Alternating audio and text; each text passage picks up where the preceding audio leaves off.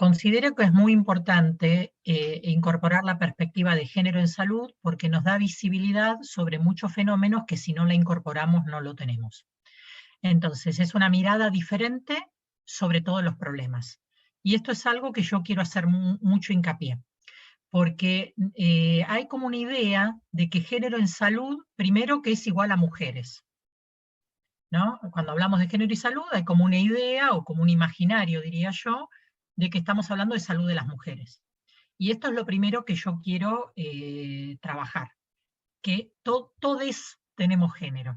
Entonces, estamos hablando de las mujeres como colectivo, estamos hablando de los varones como colectivo, y además se suma a la agenda de género todo el campo de la población LGTBI+, es decir, que estamos con los temas de las relaciones de poder entre varones y mujeres en el patriarcado y su impacto en el proceso salud-enfermedad-cuidados, pero también estamos incorporando la agenda de diversidad identitaria y diversidad sexual y su impacto también en el proceso salud-enfermedad-cuidados como colectivo de la diversidad.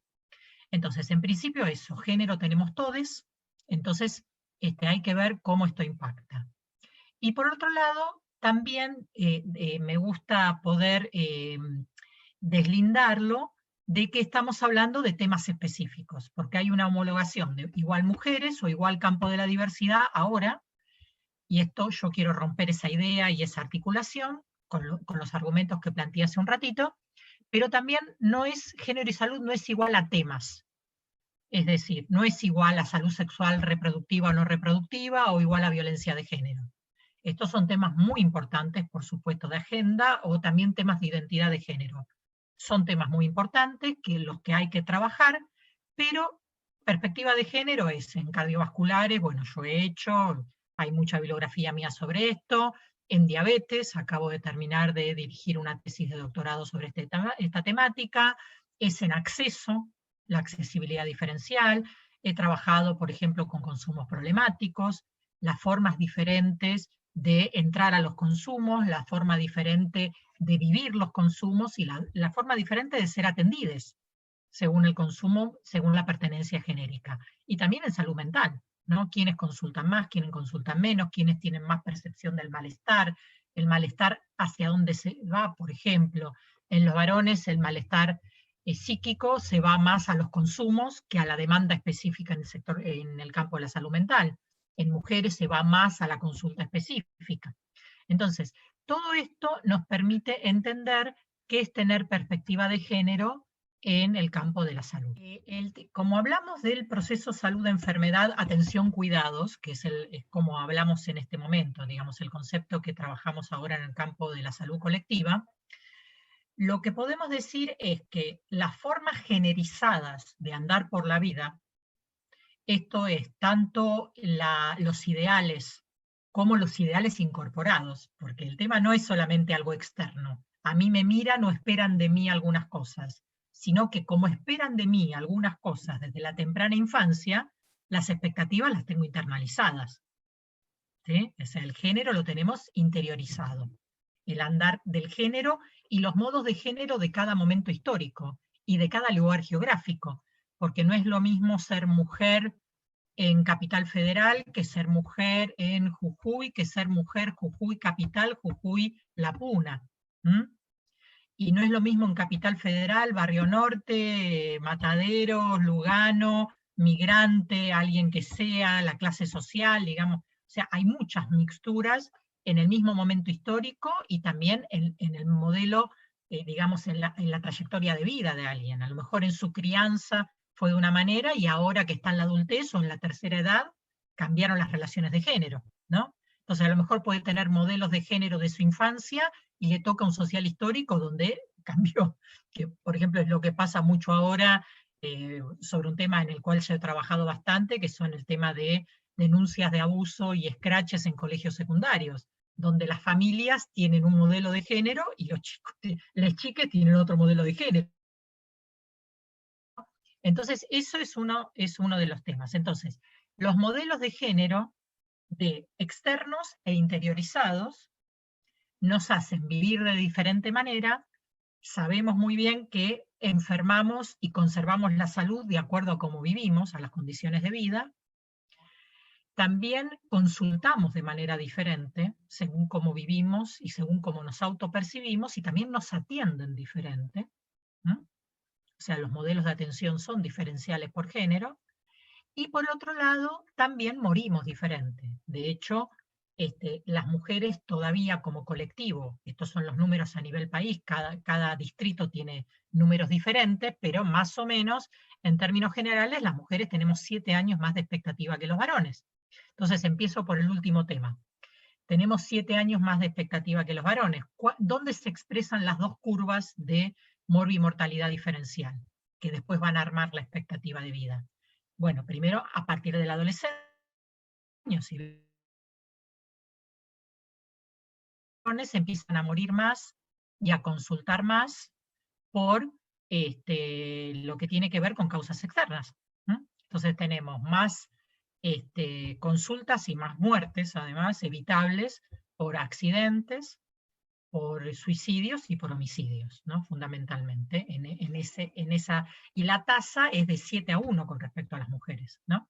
Hasta los 15 años, más o menos, la mortalidad entre los géneros es bastante pareja, salvo en algunos temas, pero ahí se empieza a disparar por causas externas.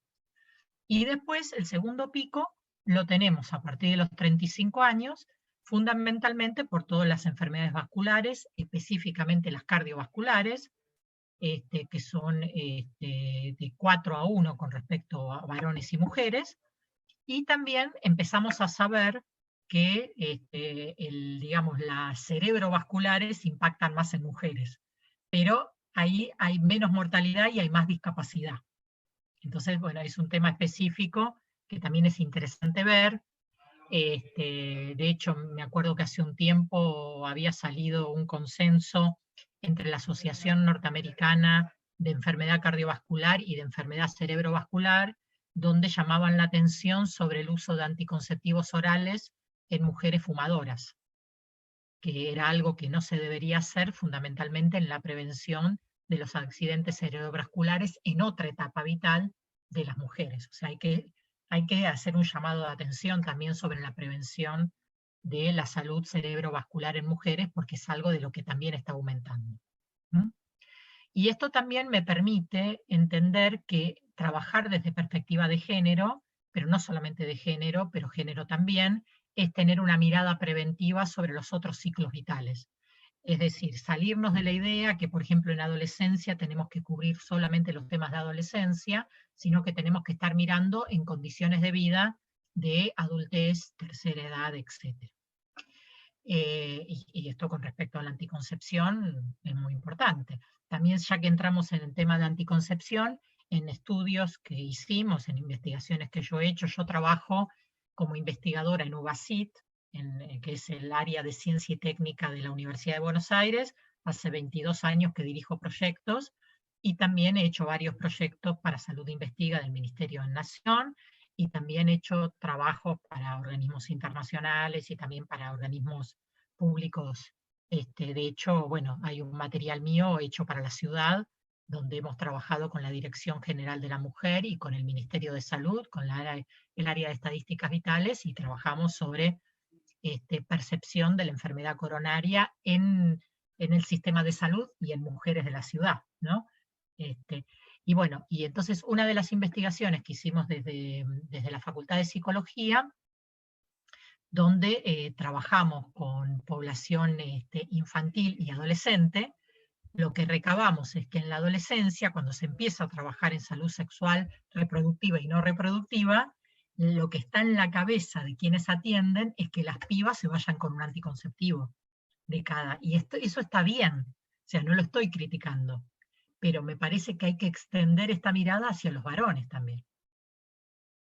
Ahí hay una diferencia de consulta. Las mujeres consultan por anticoncepción desde la adolescencia, los varones no, porque los varones, cuando empiezan su vida sexual, no piensan que el comienzo de la vida sexual tiene que ver con el sector salud, no está en sus cabezas. Entonces, primero hay que salir con mensajes para que los pibes lo piensen, y segundo, una vez que vienen al sistema de salud, que vienen menos que las pibas, Lo que hay que hacer es que se vayan con una idea de anticoncepción y de cuidado de la salud sexual, porque no es solo anticoncepción es muy importante, que tiene que ser compartida, los varones también se tienen que cuidar y tienen que cuidar, pero también tienen que cuidarse y cuidar en salud sexual. ¿Mm? Por eso el uso del preservativo es tan importante. Y también hay que avanzar, por ejemplo, con la vasectomía de pibes que no quieren ser padres o de jóvenes que ya han tenido los hijos que quieren tener o de adultos que ya han tenido los hijos que quieren tener, y es algo que nuestro programa de salud sexual y reproductiva y no reproductiva lo tiene como una de las prácticas, pero hay una barrera cultural con respecto a esto. Bueno, me parece que he dado varios ejemplos de cómo esto impacta en el proceso salud-enfermedad, atención, cuidados, cómo el género impacta en diferentes momentos del proceso. Políticas sanitarias que necesitamos para impactar la inequidad en salud es un fortalecimiento muy grande de todo lo que es atención primaria. El distrito de la ciudad de Buenos Aires tiene un privilegio, que tiene una red de atención primaria muy grande, ningún distrito tiene eso, y me parece que esa es una riqueza que hay que aprovechar.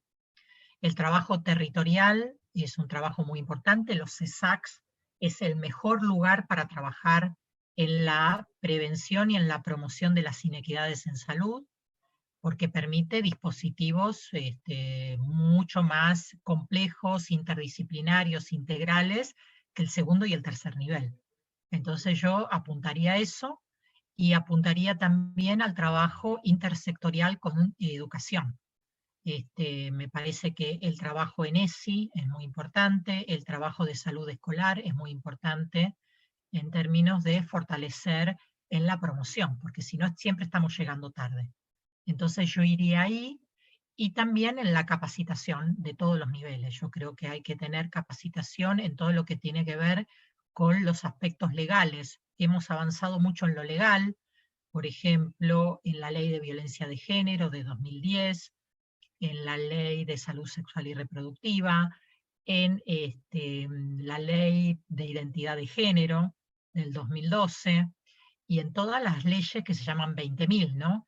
En la ley, por ejemplo, de tecnologías reproductivas. Tenemos un bagaje legal muy fuerte, que sería muy interesante que todos los efectores de salud tuvieran capacitación en los marcos legales, pero fundamentalmente en la aplicación de esos marcos legales para garantizar una atención con perspectiva de derechos. Yo creo que ha cambiado mucho la demanda a partir de la ola verde, no solo de la ola verde, sino del Ni Una Menos.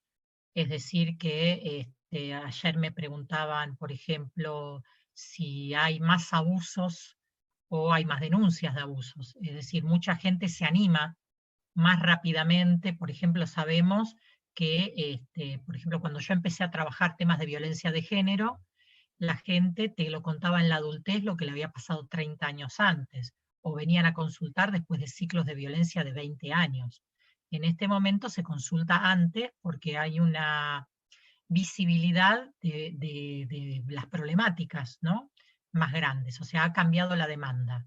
Pero yo creo que uno de los problemas que tenemos, y un poco lo estoy diciendo, pero hay que decirlo una y otra vez, es que todavía no hemos podido permear tan fuertemente nuestros servicios para adecuarlos a los marcos normativos que tenemos. O sea, los marcos normativos todavía están más adelante de los servicios que estamos ofreciendo. Y me parece que tiene que ver con algo que tenemos que construir. Yo no le diría un déficit que tenemos, sino un camino que hay que hacer.